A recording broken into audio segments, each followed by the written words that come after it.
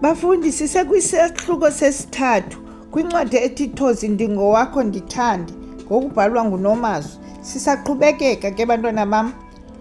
Atsho la mazwi othusa wonke umntu kuloo tafile. Kaloku intombi le ibingengomntu uthetha kakhulu.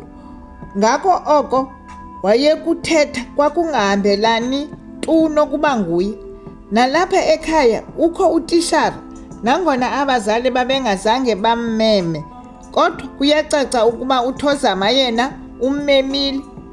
Thozi sisi, lo mfana uphithizela apha uza kuthi kutata wakho ufuna ntoni? Ngumbuzo kamama kaThozama lowo, uNosango. Impendulo ibe mfutshane. Hayi mama, ngutishara wam lo. Asimazi thina mntwanam, kwaye akazalani nathi. Hayi torhwana mama, ndimcelile ukuba abekho. Nguye mama obesoloko endikhuthaza ezifundweni zam. Thozama, akukho nto phakathi kwakho nalo mfana? Ungqale njalo umbuzo, uphuma kumama wakhe emvincele kwigumbi lakhe lokulala. Noko tolokazi uyandothusa lo mbuzo. Kaloku isiduko sikamama kaThozama yayingumamTolo, aze yena uThozama abe ngumamJwarha.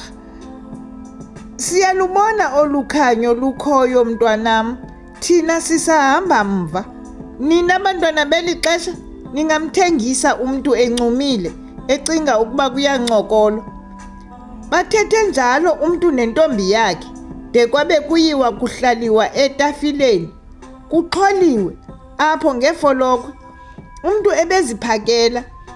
Le nto athi amakhumsha xa eyibiza yibhafeyi. Kutyiwe etafileni kuncokolwa, nalowo ebexhalelwe khange ahluphe ngakubuza nto inintsi.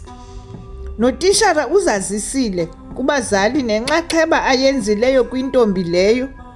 Kuthe kwakugqitywa ukutyiwa kwabe kukhalwa ngotitsha. Ukhe wabuza unina kaThozama ukuba ingaba yena utishara ucebisa ukuba aye kufunda phi uThozama. Ukhombe kwidyunivesithi yaseStellenbosch.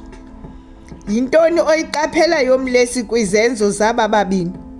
uThozama uhamba apho ahambe khona uHlumelo. Masiyeke injalo,